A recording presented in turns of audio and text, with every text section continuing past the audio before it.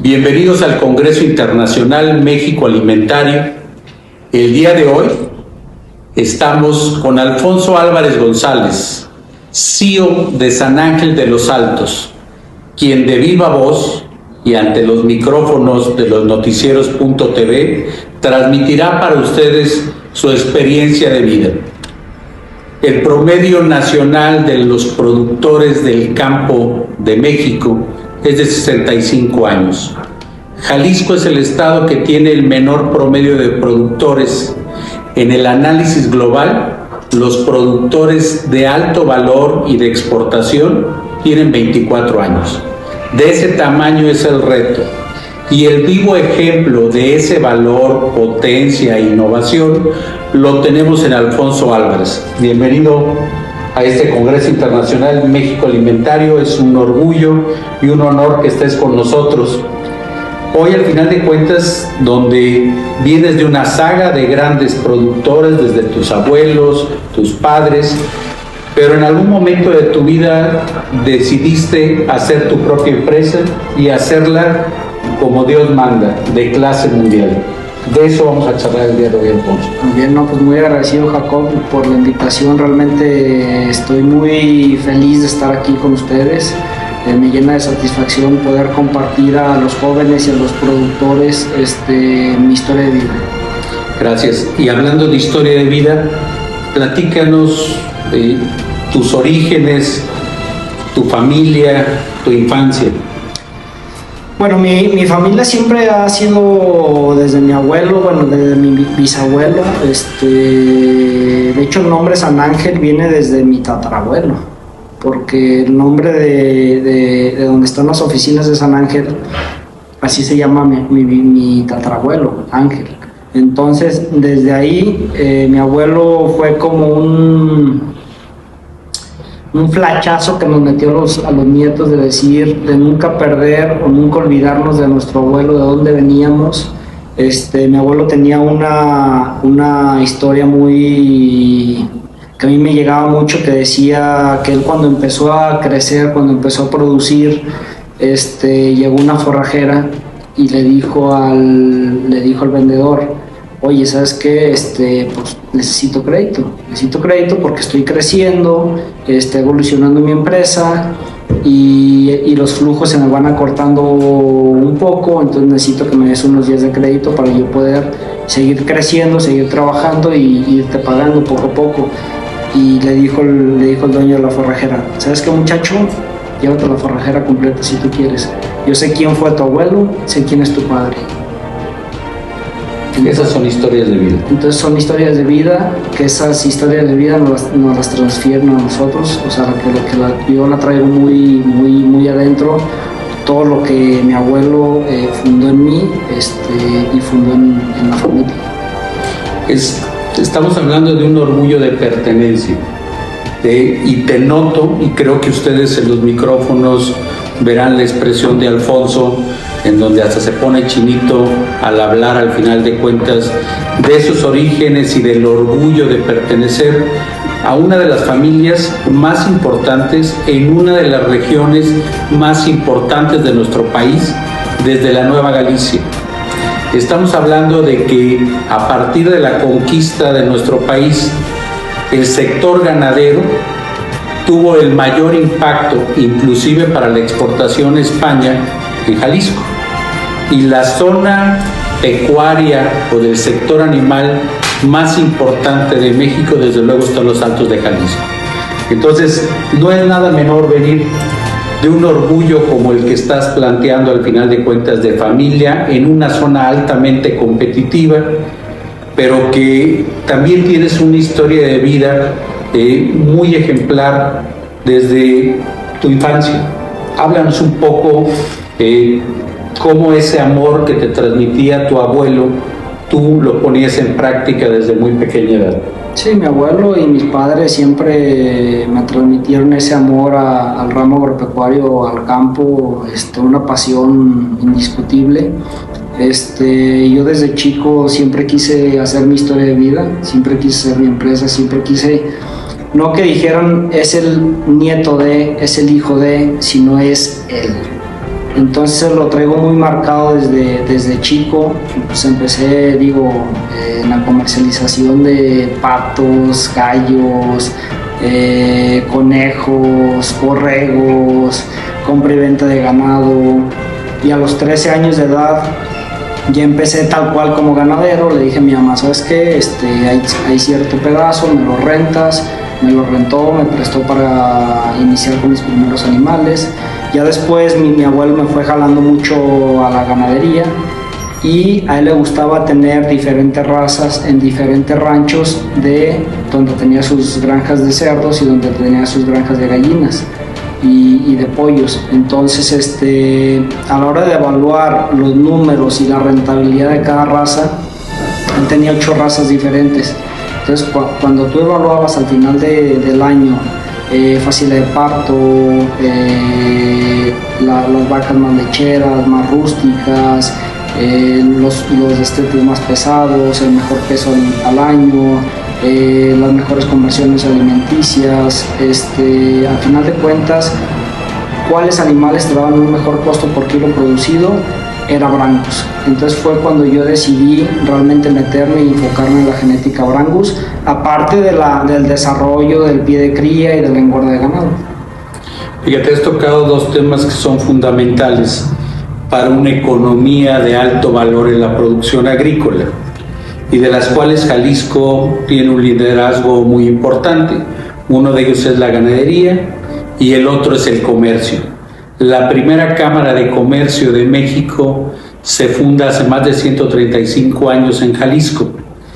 Y en tu historia de vida, en tus etapas más pequeñas de joven, de niño todavía, has hablado de comercialización.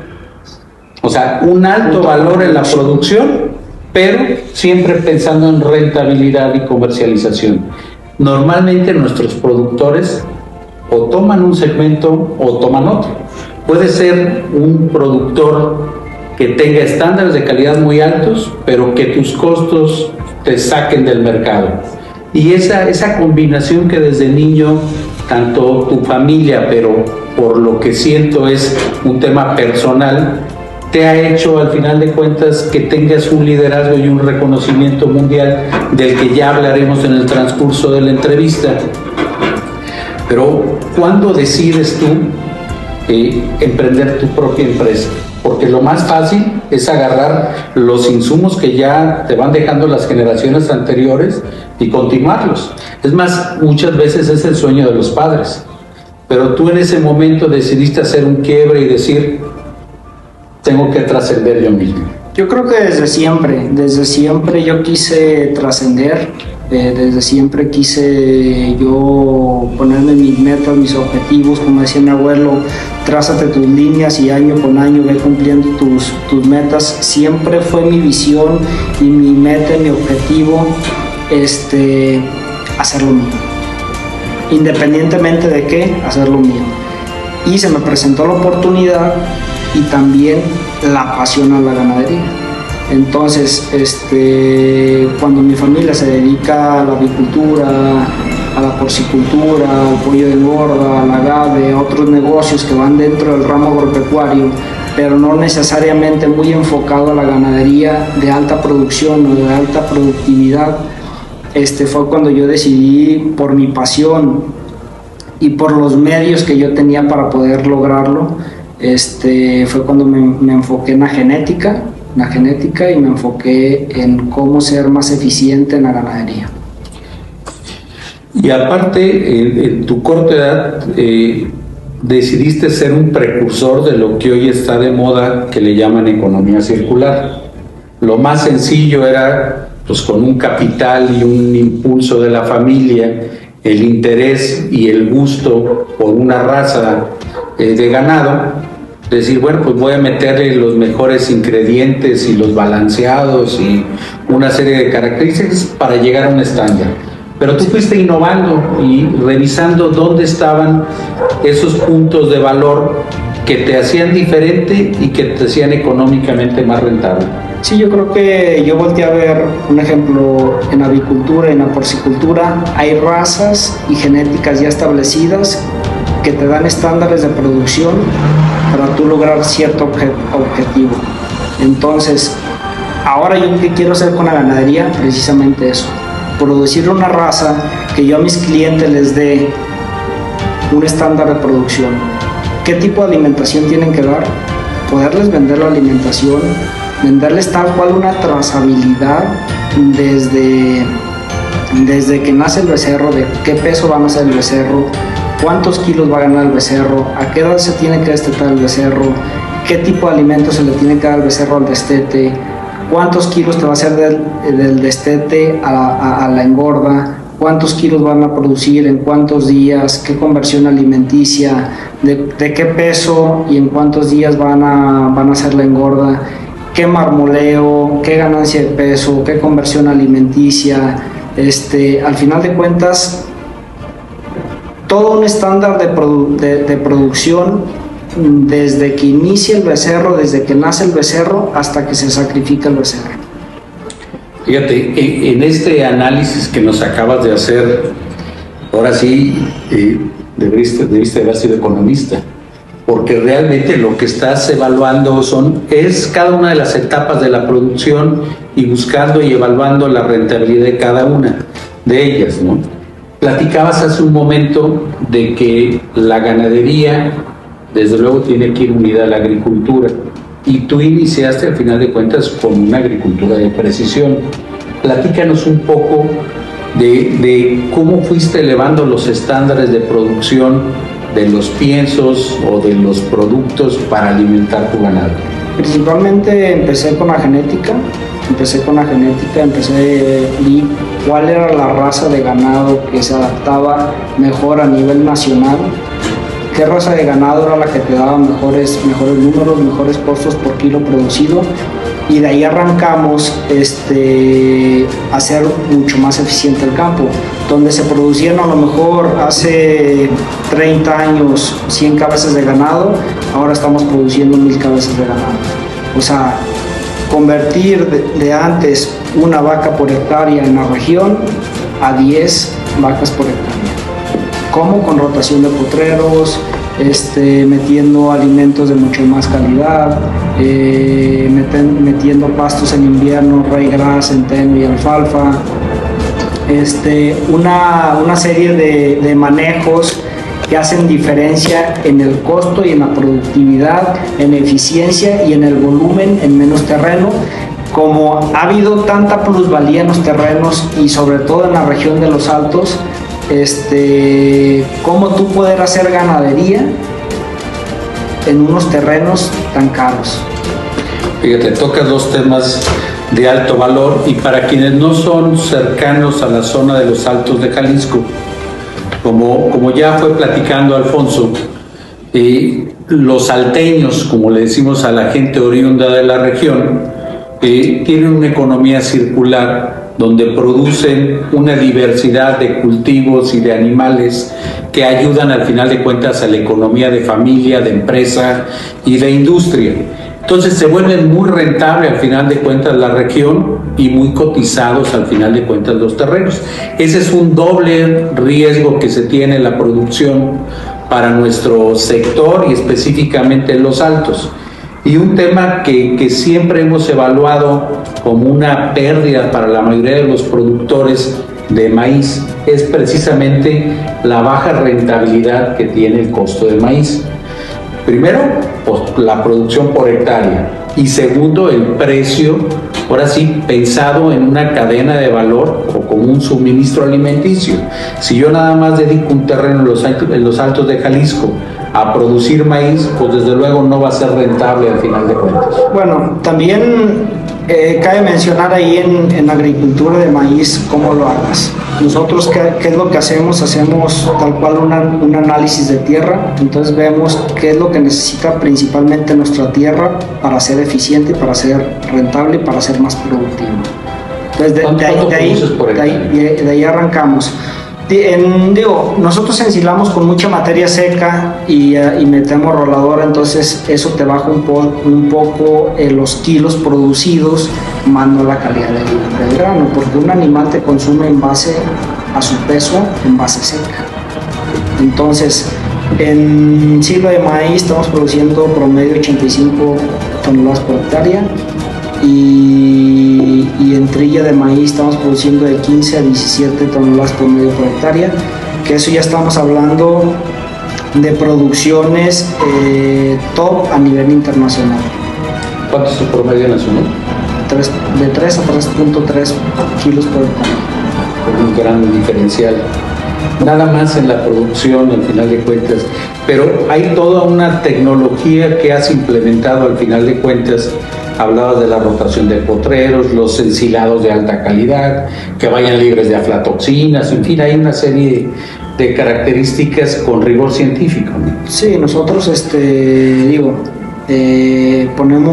ponemos qué es lo que se va a hacer en la agricultura, ponemos fechas, ponemos metas, cumplimos esas metas. Ese silo de maíz o esa trilla de maíz se le vende al desarrollo y al engorde de ganado, y ya después de que se le vende ese producto de alta calidad al ganado, ahora sí nos enfocamos a cómo hacer más eficiente y más rentable con ese alimento de alta calidad. Se me fue la idea. Cuando tú hablas al final de cuentas de una raza elegida para la región, para el modelo de producción, estamos hablando de que has sido ganador de primeros premios internacionales. Platícanos un poco, porque es importantísimo no nada más el modelo de producción para el comercio, porque ahí llegamos a un tema premium que hablaremos en un momento, pero sino que ya llegas al top de tops, donde realmente lo que van a evaluar es lo aspiracional en el mundo. ¿A dónde has llegado en ese segmento? Sí, nosotros hemos estado en varios concursos con jueces internacionales. Pues ganamos 2019 gran campeón y gran campeona nacional, gran campeón y gran campeona de Latinoamérica. Nos dieron el reconocimiento en Houston de la primera campeona mundial de la historia de México, Brangus. Nos entregaron el premio Jalisco, que he sido el más joven en ganarlo en bovinos. Fue la primera nacional de razas sintéticas del país y ganamos gran campeón y gran campeona.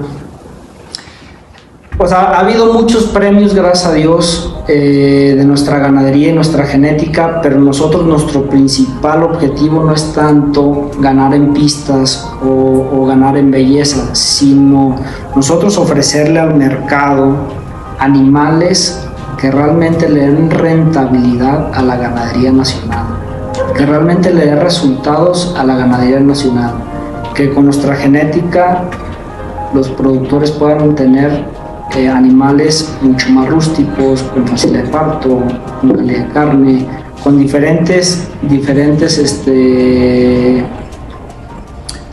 características, diferentes cualidades, que con eso pueden hacer una ganadería muchísimo más sustentable y muchísimo más eficiente. Cuando hablas de nosotros, hablas de tu ganadería, de tu genética, de tus balanceados, de tus animales y de tu modelo de innovación, que estoy seguro que tus padres, tus abuelos y tus bisabuelos estarían muy orgullosos al final de cuentas de que a tu corta edad tengamos un liderazgo como el que tú has desarrollado, como deben de ser los liderazgos de clase mundial, sigilosos, efectivos, complacientes, para que ayudar a otros jóvenes al final de cuentas a llegar a esos liderazgos. Y ahí quiero detenerme un poco, Alfonso, para que me platiques desde tu visión qué les falta a nuestros jóvenes para creérsela y poder llegar a los estándares que estás llegando tú y romper los paradigmas de familia, porque ahorita tocaremos ese tema. Primeramente el amor y la pasión al ramo. Segundo lugar, iniciar, porque es lo más difícil comenzar, porque hay muchos retos, hay muchos prejuicios, hay muchas cosas de que te dice que el abuelito o el papá de que no, sabes que la ganadería y la agricultura se tiene que manejar de esta forma y realmente no es la forma más rentable de hacerlo. Entonces buscar en lo que hagas dónde están los mejores, quiénes son los mejores, no buscar el hilo negro, simplemente ver quiénes son los mejores a nivel mundial, ver qué es lo que están haciendo a nivel mundial e irnos por esa línea. Pero con un planteamiento bien establecido hacia dónde vas. Cuando hablamos al final de cuentas de tu ganadería, de tu genética, de tus pastizales, de todo el proceso, quisiera detenerme en el tema de los balanceados, porque al final de cuentas ustedes están poniendo el rigor, al final de cuentas, en los productos balanceados para consumo animal, que habrá que decirlo que también en Jalisco están los grandes liderazgos de producción de alimentos balanceados para consumo animal. Sin embargo, la mayoría no son productores ganaderos y no ponen esa prueba de estrés y ese sello particular donde tú garantices en un momento dado que lo que tú estás produciendo con tus alimentos lo pueden producir también otros agricultores y otros ganaderos. Sí, en Jalisco pues es número 1 nacional en porcicultura, avicultura, leche, entre otras cosas, pero en ganadería realmente tenemos un gran reto y lo que estamos haciendo nosotros es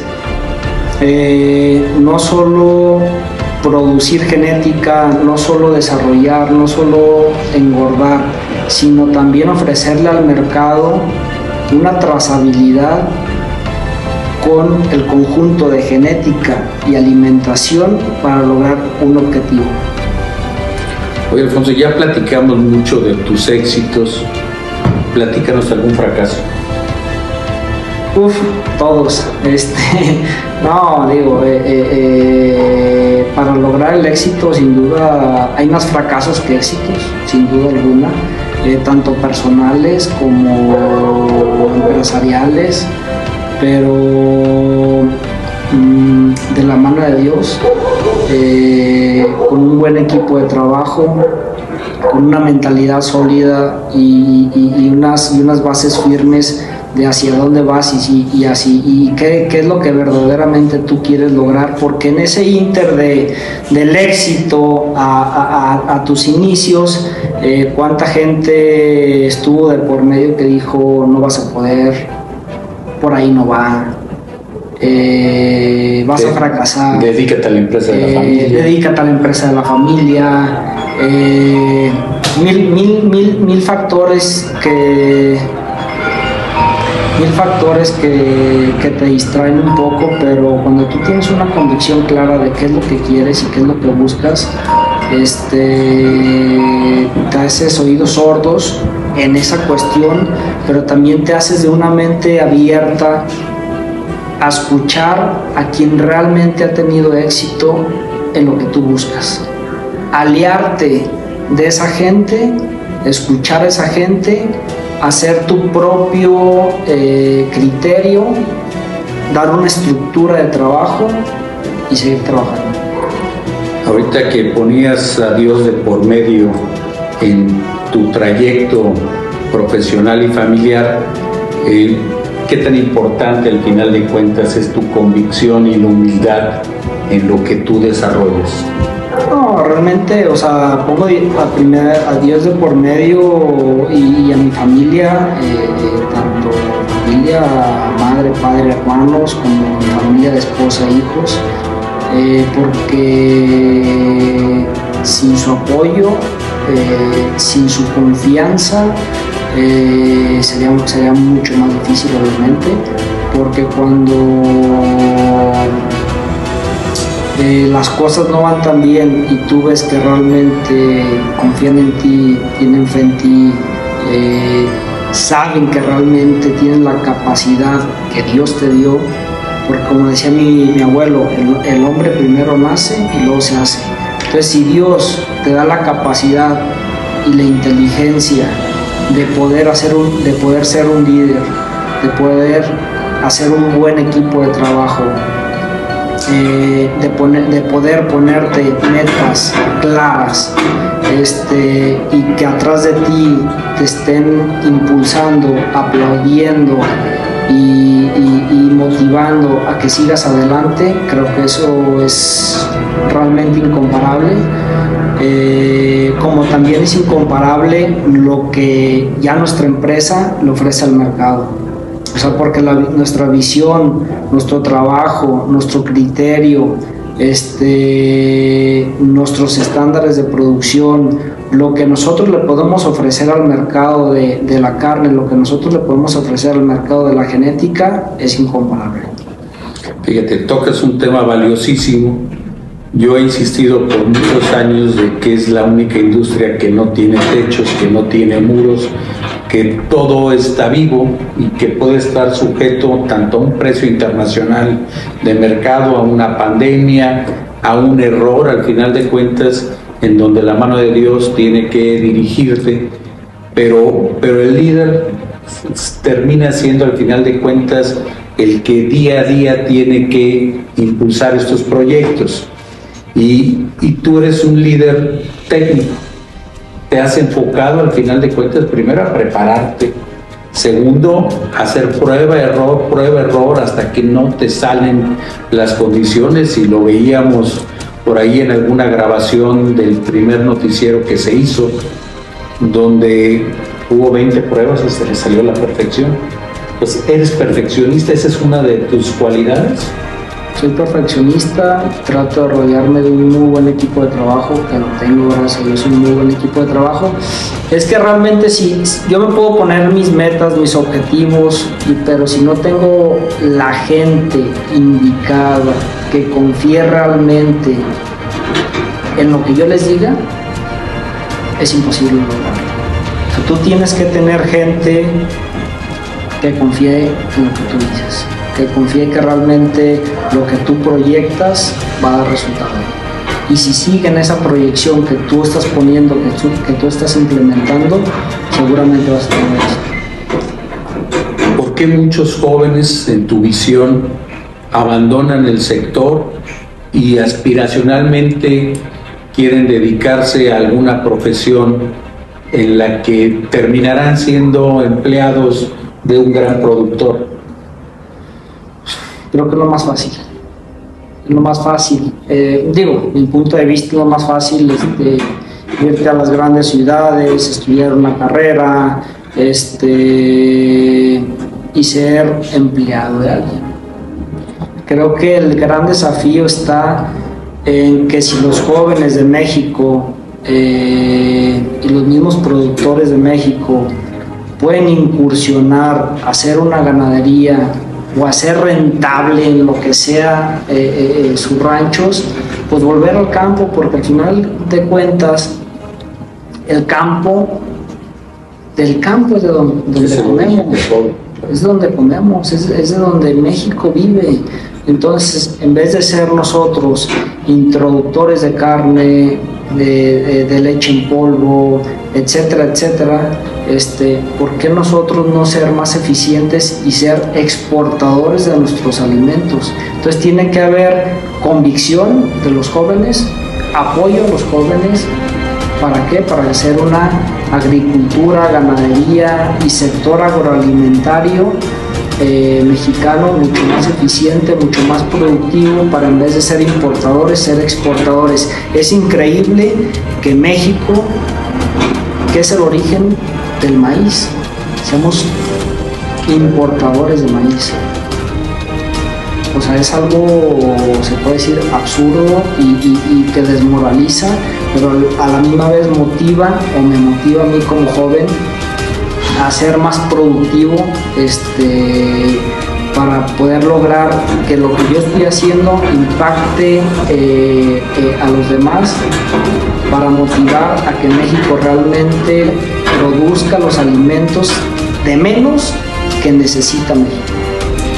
Y cuando hablamos de los jóvenes, hablamos sí bien de los jóvenes del sector, pero la cadena agroalimentaria es enorme, quizás es la más vasta de las cadenas productivas. el que maneja comercio exterior, el abogado, el mercadólogo, el que hace las etiquetas, las cajas, los empaques. Hay una gran oportunidad para voltear al sector y ser parte de esa cadena de proveeduría entre los jóvenes. ¿Por qué buscamos siempre sectores más complejos cuando en muchos de los casos el tomador de decisión pues, es unipersonal? O sea, ¿qué nos falta? ¿Promover más el sector? ¿Creérnoslo? Nos falta también que más gente se meta al sector y que le apueste al sector y que hagamos las cosas diferentes a lo que normalmente se hacen, ver realmente de qué forma, con una proyección muy clara hacia qué resultados es el que queremos, ¿no? ¿Qué es lo que buscamos? Yo creo que si nos ponemos, si más gente se une al ramo agropecuario empresarialmente hablando, creo que podemos ser muchísimo más eficientes, muchísimo más productivos y podemos motivar entre más masa de jóvenes y de gente que se una a ser más eficientes. Creo que más gente se va sumando y podemos hacer un campo de México mucho más eficiente, mucho más sustentable, y pues producir al final de cuentas lo que México necesita, el alimento que México necesita, y ser exportadores, no solo importadores. ¿Qué mensaje le podríamos mandar al final de cuentas a los productores de primera y segunda generación, abuelos y padres, que muchas veces les cuesta mucho trabajo empezar a soltar y dejar que ustedes al final de cuentas asuman sus propios retos y riesgos? Yo creo que tenemos que demostrar primero, porque es imposible hay un arraigo en los Altos de Jalisco y a nivel nacional de los ganaderos y agricultores y los que estamos en el ramo agropecuario. Hay un arraigo que hasta que se muera el abuelo se suelta la empresa, o hasta que se mueran los padres se suelta la empresa, y que quede quien tenga que quedar. Por eso muchas veces o muchísimas veces empresas mueren, empresas nacen en México y en los Altos de Jalisco, porque si hay inteligencia, si hay capacidad, si hay líderes, pero lo malo que no hay institucionalización de empresas. Necesitamos institucionalizar las empresas, necesitamos que los padres, que los abuelos dejen que nosotros los jóvenes nos metamos más al ramo agropecuario, y los que no están ahora en el ramo agropecuario, que tuvieron la oportunidad de estar en el ramo agropecuario, pues que vuelvan al ramo agropecuario. ¿Por qué? Porque realmente podemos ser un campo de México muy productivo. Simplemente nos tenemos que esforzar y decidir hacerlo. Cuando hablas de institucionalizar las empresas, estamos hablando al final de cuentas de que el abuelo, el padre siga siendo al final de cuentas un guía, pero que se corporativice al final de cuentas el rancho, que haya un análisis de capacidades y habilidades entre los distintos miembros de una familia. De una familia, o no necesariamente tiene que dirigir un miembro de la familia, sino que venga una empresa externa que diga y decida quién es el líder que la empresa necesita para que la empresa siga funcionando. Que agarremos el ejemplo de las grandes empresas a nivel mundial, que todas son institucionales, que son empresas a lo mejor de 80, 100 años o más. Tomar ese modelo, replicarlo. ¿Para qué? Para que nuestras empresas de los Altos de Jalisco y de México no mueran, sino sigan creciendo generación tras generación.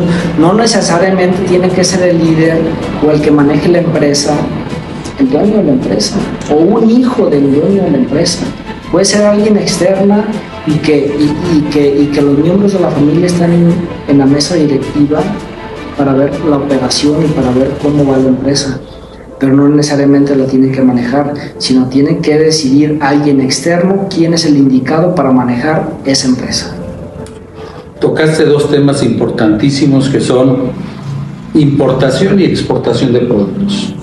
Uno, decías tú, hay que creérnosla y nosotros salir a los mercados internacionales y presentar nuestras cartas credenciales. Seguro en ese salir a los mercados internacionales te has encontrado al final de cuentas que en muchos casos estamos mejor que ellos y en algunos hay muchas metas a las que seguir, pero si no sales, ¿cómo aprendes, no? Totalmente, bueno, digo, en la ganadería yo lo veo muy claro. Yo he estado en diferentes partes del mundo, viendo engordas de ganado, viendo desarrollos de ganado, viendo producción o explotaciones ganaderas. Y México, el líder, o sea, México realmente es líder. Pero ¿qué es lo que sucede también? Que nos entra mucho ganado de Centroamérica. Los americanos, cuando necesitan ganado, podemos exportar ganado a muy buen precio, y cuando no, se queda ese ganado en el mercado nacional. Entonces se junta que se queda ese ganado en el mercado nacional más todas las importaciones ilegales que se hacen de Centroamérica. Entonces nos llenamos de ganado y afecta al final de cuentas a nosotros los productores, porque los precios a la venta, porque todo es oferta y demanda, entonces los precios a la venta se bajan muchísimo. ¿Y qué pasa? Pues que entrenan las engordas, que entrenan los engordadores y los empresarios. ¿Qué estamos buscando o qué está buscando San Ángel de los Altos ahora? Producir nuestros propios alimentos balanceados, producir nuestra propia genética para ser muchísimo más rentables y eficientes, y buscar un medio de comercialización, o sea, buscar animales mucho más eficientes, que tengan mucho más calidad de carne, y nosotros poder vender una calidad de carne con un mejor marmoleo, para que no necesitemos, porque tú llegas a los restaurantes y tú pides la carta, ¿y por qué cuesta más la carne importada que la carne nacional? Porque la carne nacional no hay una consistencia y la carne importada sí. Entonces es muy triste eso, cuando nosotros podemos producir igual o mejor la carne. Entonces ese es el gran reto mío personal, de que la ganadería mexicana y de que la calidad de producto de la carne mexicana llegue a otro nivel. Ahí hablas al final de cuentas de la trazabilidad del producto, de un esquema de consume lo nuestro, pero lo nuestro con altos estándares de calidad, y un tema que hemos venido tocando de la famosa economía circular, en donde a ti te permite en un momento dado este modelo productivo poder al final de cuentas estandarizar un precio, no depender de las variaciones de los precios internacionales para los abastos de los alimentos balanceados. Si tú tienes estandarizado ese primer nicho de mercado, desde luego puedes garantizar al final de cuentas pues un estándar de calidad y de precio, ¿no? Muy fácil: genética, alimentación, comercialización. Tocaste un tema también muy valioso, que es la importación desleal. Y en eso nuestro país, al final de cuentas, es desleal con los productores. Y cuando hablo de nuestro país, hablo de los niveles de gobierno. Si el precio del pollo está más barato en otro país, pues todos se vuelven importadores, y la industria nacional, pues a batallar, ¿no? Ese es el estándar. ¿Qué mensaje le podríamos mandar a nuestras autoridades para que defiendan al final de cuentas su campo nacional? Yo pienso que para que las autoridades defiendan el campo nacional, tienen que meterse al campo. Si las autoridades no se meten al campo, nunca van a saber lo que es el campo. Y van a voltear a ver únicamente, dale de comer al pueblo, vale gorro como. Y el día de mañana, ¿qué pasa? Menos productores, claro, menos empresarios, mayor dependencia. Mayor dependencia. Entonces tienen que ir al campo, a ver cómo se produce en el campo. Que los gobernantes también sean emprendedores y también sean empresarios, y sepan cómo se produce, y sepan lo que se sufre produciendo. Entonces, cuando ellos entiendan eso, obviamente va a haber muchísimo más apoyo para la ganadería y para todo el sector agroalimentario. de agropecuaria. Yo creo que es de las mejores respuestas que he escuchado. Yo pongo de ejemplo mucho Nueva Zelanda, en los modelos, al final de cuentas, donde para mantener un estándar de bienestar animal, de no deforestación y de alta productividad mundial, los neozelandeses en algún momento dijeron: ya no puedo producir más en esta zona, y empezaron a buscar otras regiones y otros países para seguir produciendo, llevando su industria, llevando a sus productores y su tecnología. ¿Tú visualizas al final de cuentas que Jalisco está preparado para salir a otros entornos? ¿O debería? Yo creo que Jalisco y México, o sea, estamos preparados, lo malo que no tenemos el volumen suficiente de los que estamos preparados para. Y obviamente necesitamos apoyo del gobierno, porque a mí se me hace algo ilógico y terrible, yo que vendo genética, que tenga que yo exportar mis animales a Estados Unidos para yo poderle vender a Argentina, a Paraguay, a Uruguay, a Sudáfrica, a Australia, a Nueva Zelanda, a diferentes países, para yo poderles vender mi genética, yo tener que exportar mi genética a Estados Unidos para que de ahí se vayan. ¿Por qué no? ¿Por qué las autoridades no ayudarnos a que nosotros los productores podamos mandar al mundo nuestra genética y nuestros productos directamente? ¿Por qué seguimos dependiendo de los americanos? Bueno, pues este es Alfonso Álvarez González, San Ángel de los Altos. Esa es la juventud de México para el mundo. Tus conclusiones, Alfonso. ¿Qué mensaje le mandamos a los jóvenes? ¿Se la deben de creer? No, la tenemos que seguir creyendo. La tenemos que seguir creyendo, y no solo los jóvenes, o sea, todos los productores, de qué forma vamos a ser más eficientes. Y sin duda yo menciono la genética, porque tú, para poder, esa es mi gran conclusión, o sea, para tú poder producir un alimento más rentable a un costo más bajo, tú necesitas meter genética. ¿Por qué? Porque ¿qué pasa en México? Es muy claro, meten muchos promotores de crecimiento, Clenbuterol, Simpateroles y otros productos que en el mundo no son permitidos, y aquí los metemos. ¿Por qué? Porque nos falta genética. Y nos falta genética animal y vegetal. Ese es el gran problema, ¿no? Somos maquiladores en muchos de los temas, ¿no? Es otro tema también. En la cuestión vegetal hablamos de los transgénicos. México cuida mucho que no entren los transgénicos, porque en México nació el maíz y se puede mezclar, ¿no? Polarizar. Polinizar. Se puede polinizar los transgénicos con el maíz nacional, pero realmente no importamos transgénicos. Pero ¿qué hacen los transgénicos? Tienen mayor adaptabilidad, tienen mayor producción, aguantan muchísimo más las sequías, los excesos de agua, las altas temperaturas, las bajas temperaturas. Pero como los herbicidas, más bien la hierba y las plagas son mucho más aguantadores. En cambio, no permites transgénicos. No permites tú que siembren transgénicos, porque se polariza. Pero sí permites que todos los agroquímicos y el maíz, todos los herbicidas, plaguicidas, fungicidas sean de importación. Entonces, nosotros producimos, sí podemos producir como Estados Unidos o más, sí lo podemos hacer, pero a un costo mucho mayor. ¿Por qué? Porque todo es importado. O sea, todos los subproductos para tú hacer una agricultura sustentable y eficiente, necesitas tú que importar esos insumos. Muy claras las conclusiones.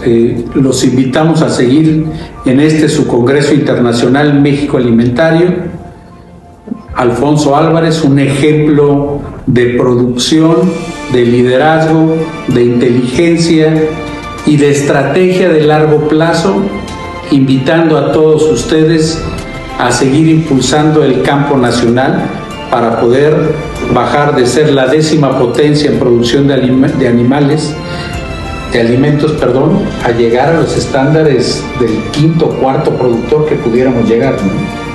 Sin duda, México tiene un gran potencial, tanto personal como de campo. Simplemente falta más emprendedores, más apoyo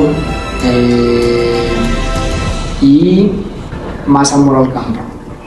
Con esto nos quedamos. Muchas gracias por su participación en su Congreso Internacional México Alimentario.